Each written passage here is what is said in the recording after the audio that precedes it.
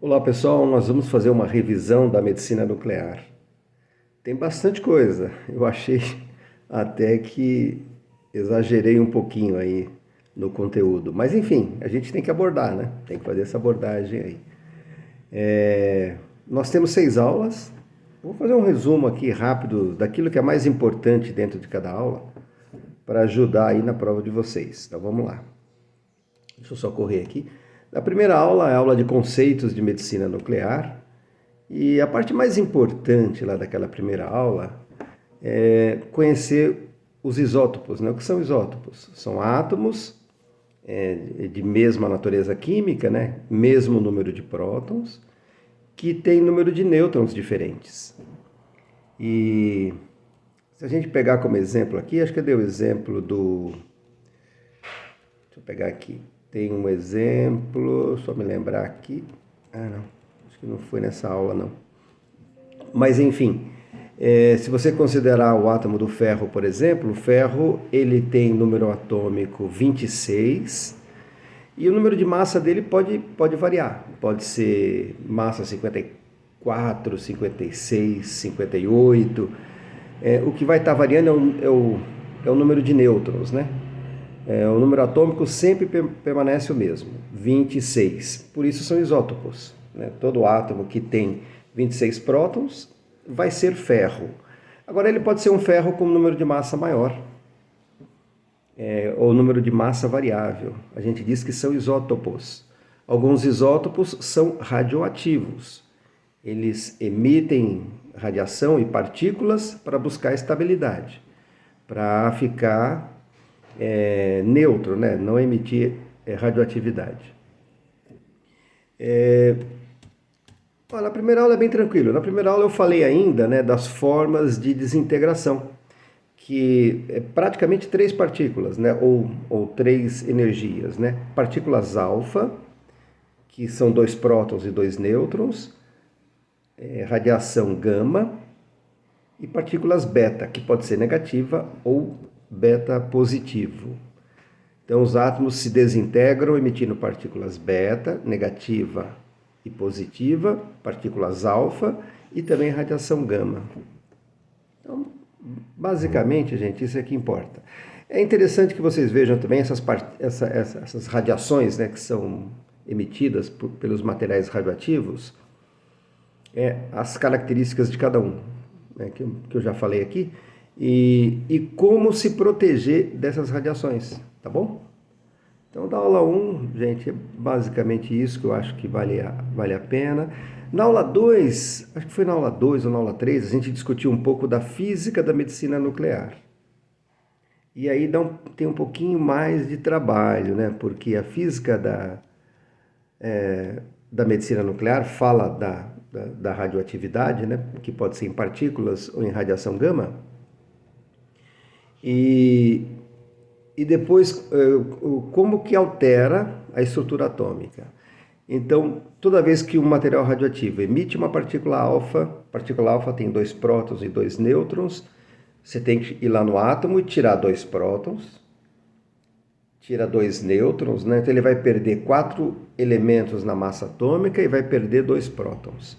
Ele vira outro elemento, que o que caracteriza um elemento na tabela periódica é o seu número de prótons. Se ele perde 2 prótons, ele vira uma outra coisa. Eu vou até para ajudar vocês, na prova eu vou colocar uma tabela periódica dos elementos químicos, porque tem um exercício com base na desintegração nuclear, na emissão de partículas. Então, se o material radioativo emite a partícula alfa, tira 2 prótons, e lá na massa atômica vai tirar 4 partículas, porque você vai tirar 2 nêutrons e 2 prótons. Aí veja na tabela periódica que elemento ele se transformou. Materiais radioativos que emitem partículas alfa. Mas a maior parte dos materiais radioativos não emite só a partícula alfa, emite partículas alfa, às vezes partícula beta negativa, às vezes partícula beta positiva e também radiação gama. Quando emite uma partícula beta negativa, por que um material radioativo emite essa partícula? É porque um nêutron ele se transforma em próton Então aumenta um próton e libera uma partícula beta negativa. Então todo material radioativo que emite uma partícula beta negativa, ele aumenta um próton. Todo material radioativo que emite uma partícula beta positiva, é o caso do FDG, né, do fluordesoxiglicose, quando emite uma partícula beta positiva, ele diminui o seu número atômico, -1, ele vira um outro elemento. Então a gente precisa na tabela periódica saber no que foi que ele se transformou agora. Então é isso, materiais radioativos emitem partículas e radiação gama, eu preciso saber quais são essas partículas e fazer o exercício, né? É uma alfa, emitiu uma alfa, -2 prótons, -4 unidades na massa atômica. Emitiu beta negativa, então aumenta um próton. Emitiu uma partícula beta positiva, diminui um próton na sua configuração. É praticamente isso. Deixa eu ver o que mais aqui que tem. Eu falei da meia-vida. O que é uma meia-vida física de um material radioativo? É o tempo que esse material precisa para a sua radioatividade cair pela metade, né? Então cai pela metade. E tem alguns elementos que a gente precisa saber. Nós já discutimos em sala de aula que o tecnécio tem uma meia-vida de 6 horas, aproximadamente 6 horas, 6 horas e alguns minutos, aproximadamente 6 horas. O iodo 131, tem uma meia-vida de 8 dias. O FDG, fluordesoxiglicose, que é usado lá no PET, tem uma meia-vida de 110 minutos, aproximadamente 110 minutos. Então significa que a cada 110 minutos ele diminui a sua radioatividade pela metade. Vai emitir radiação, partículas, pela metade. A gente até fez cálculos, né, em cima disso. Que mais? Aí eu tenho uma tabelinha aqui, ó, interessante, dos materiais que emitem radiação gama. É o caso do tecnécio, é o caso do tálio, é o caso do gálio 67, do iodo 123, são materiais radioativos que emitem radiação gama. E alguns emitem pósitrons, né, partícula beta positiva. FDG é um deles. O gálio 68 também emite partícula beta positiva. Então isso é importante, né? Depois alguns materiais materiais radioativos, né, elementos radioativos que emitem partículas beta são usados em tratamento. É o caso do iodo 131, é usado para terapia, o rênio, o ítrio 90, o estrôncio, o samário. Bom, esses elementos são usados para tratamento. Olha aí. Depois a gente fala um pouquinho das gamas câmaras, né? Mas aí não tem muito o que a gente extrair daqui. Bom, falando dos equipamentos, acho que tem uma aula, a gente fez uma aula só sobre instrumentação e medicina nuclear. Acho que é a outra. Isto daqui. A aula de instrumentação, nós falamos sobre gamas câmaras, né? Como detector da radioatividade que sai de dentro do corpo do paciente. As gamas câmaras podem ter um único detector, 2 detectores, e tem até gamas câmaras com 3 detectores, né? 3 cabeças, né, detectoras. Falando da instrumentação, alguns dispositivos, algumas gamas câmaras são colocadas no equipamento para fazer movimento de 360 graus e aí a gente chama de SPECT, né, que é tomografia computadorizada por emissão de fóton único, né? Só emite radiação gama, mas faz um movimento de 360 graus, e é interessante que nessa técnica você consegue produzir imagens em fatias, né, em cortes, fazer pós-processamento em planos diferentes, no coronal, no sagital, no axial, enfim. A gente consegue fazer esse processamento. O PET é um equipamento emissor que trabalha com FDG, né, que é um radioisótopo que emite pósitron positivo, né, que emite partícula beta positiva, que é o pósitron. E o PET é uma tomografia por emissão de pósitron. É um equipamento que só faz tomo, né? Então ele não tem um cabeçote, né? Uma cabeça detectora como o SPECT, como a gama câmara. Ele tem vários detectores arranjados no modelo de 360 graus para fazer absorção sempre de 2 fótons opostos. Isso é o tal do PET. Deixa eu ver o que mais tem de interessante nessa aula aqui. Nós mostramos os vários equipamentos, não tem muito o que a gente entrar em detalhe. Olha, a preocupação na prova não é com detalhes, é com coisas macros, né? Depois teve uma aula de radiofarmácia.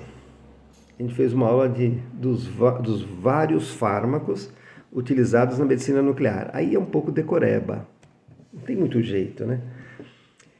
Nós falamos que o molibdênio, que é usado na medicina nuclear para a gente produzir o tequinésio, a gente faz a produção do tequinésio, a gente chama isso de eluição.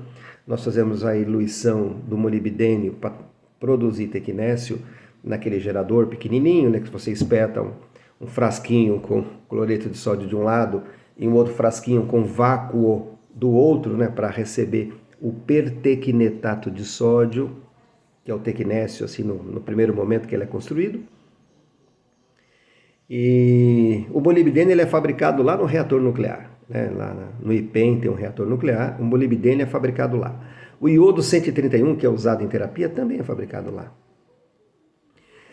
No ciclotron, é um outro equipamento, ele é um acelerador de partículas, e ele produz o FDG, fluordesoxiglicose, material radioativo emissor de pósitron, que é usado no PET. No PET não usa tequinésio, no PET usa pósitron, usa FDG, usa o gálio 68, né, e outros elementos.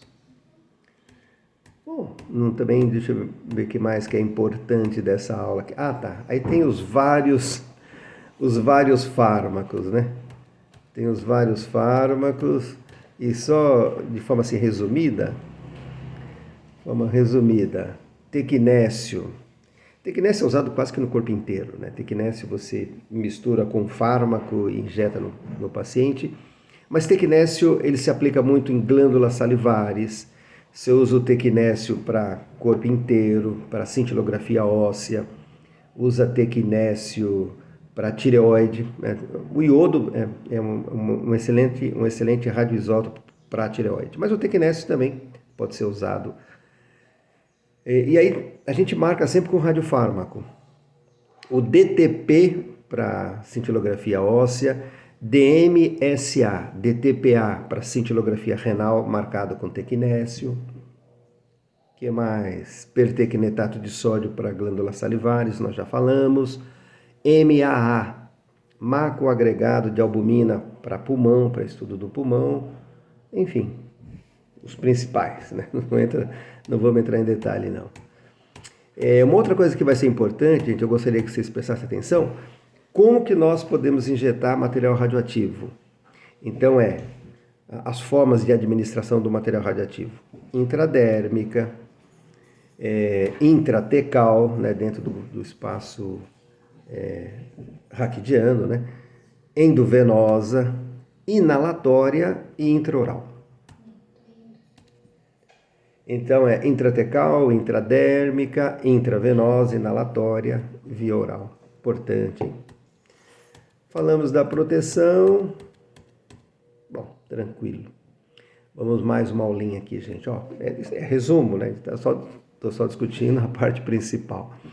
Depois nós falamos dos vários protocolos. Como é que nós, usando todo esse material radioativo, colocando o paciente na máquina, quais são os protocolos mais indicados? Nós até discutimos apenas um exame, né, a cintilografia óssea, que o protocolo mais indicado para fazer o exame da cintilografia óssea é aquela varredura. Nós fazemos uma varredura corpo inteiro, anterior, corpo inteiro, posterior. Existem outros protocolos, por exemplo, de aquisições estáticas. Aquisições estáticas é com a gama câmara parada. Eu faço aquisição estática no estudo renal. A gente faz aquisição estática quando estuda a tireoide, que não tem varredura, né? Aquisições dinâmicas. Aquisições dinâmicas da medicina nuclear é quando há interesse em fazer uma aquisição arterial, uma aquisição venosa, uma aquisição em equilíbrio. E a gente faz em vários exames de medicina nuclear. A gente só discutiu a cintilografia óssea. Na cintilografia óssea, o primeiro protocolo é a varredura. E aí o exame pode prosseguir com uma aquisição dinâmica, né? Quer dizer, na verdade o exame ele pode ser planejado inicialmente, assim, vai fazer uma dinâmica e depois a gente faz a concentração máxima, que é obtida a partir de 2 horas, né, de injeção do MDP, né?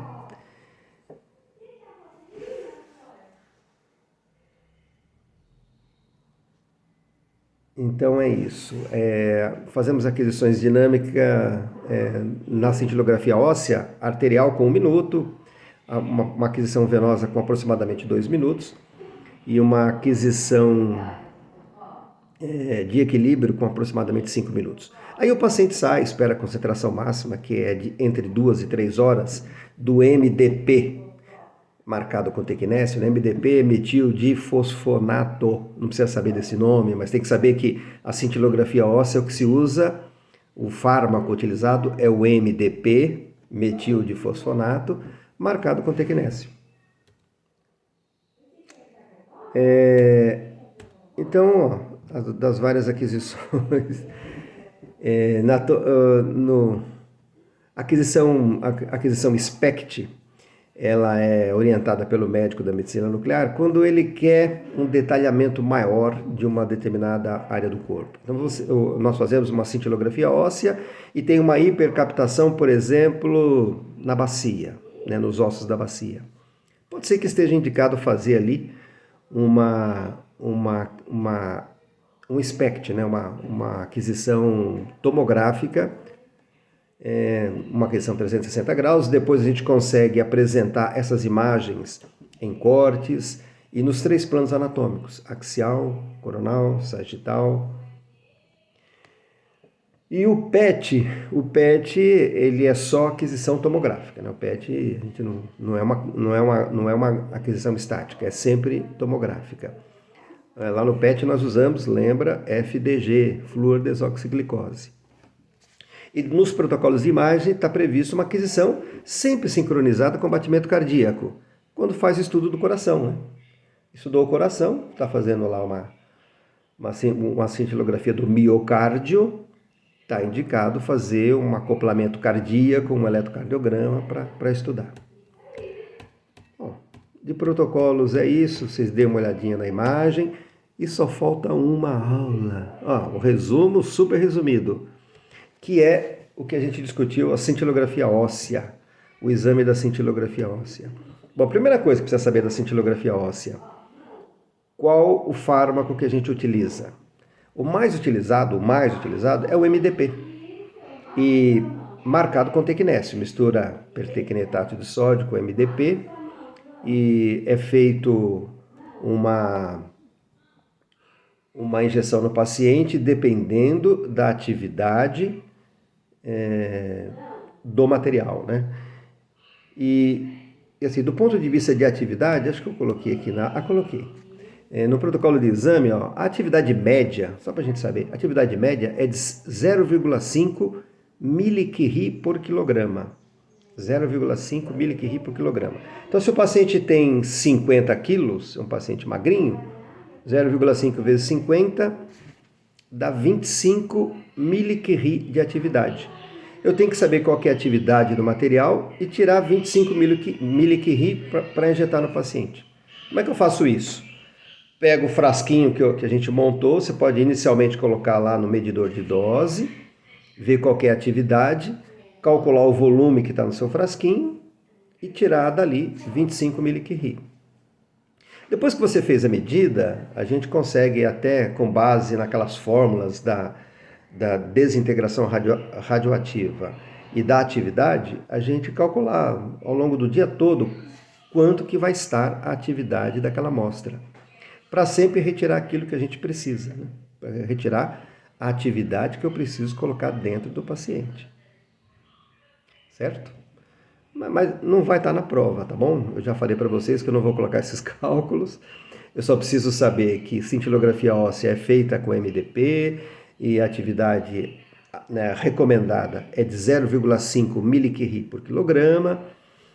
O exame pode ter uma fase dinâmica, que é com o paciente na mesa. Eu injeto o material radioativo, faço a aquisição com 1 minuto, com 2 minutos, com 5 minutos. Depois o paciente sai e espera a concentração máxima desse material radioativo no tecido ósseo, que é a partir de 2 horas, né, da injeção do material radioativo. Injetou às 10 horas da manhã, o paciente vai entrar ao meio-dia no equipamento. Entre meio-dia e 1 hora da tarde, de 2 a 3 horas, é a hora que a concentração está máxima no tecido ósseo. E a gente estuda melhor nesse momento. Cintilografia óssea, o protocolo de aquisição recomendado é sempre varredura, corpo inteiro, e a partir daí pode virar estático. O exame pode ter uma recomendação de fazer dinâmico no começo.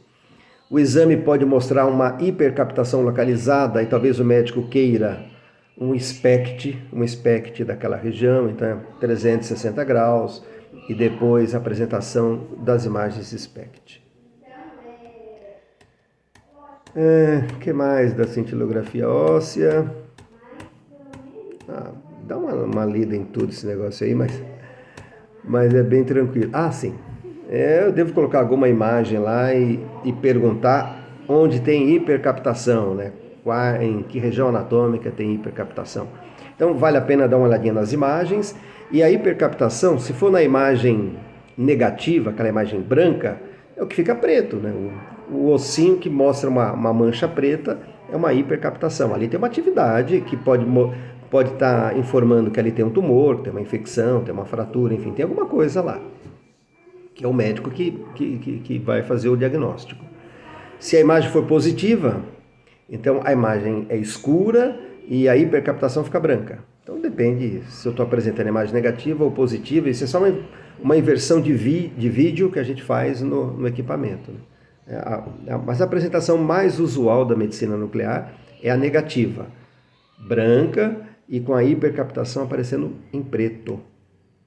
Tá bom? Tem algumas imagens patológicas, vale a pena dar uma olhadinha, não vou colocar nada complicado, vai ser fácil identificar. Então, pessoal, é isso. Olha, a nossa revisão é essa, um resumo bem resumido.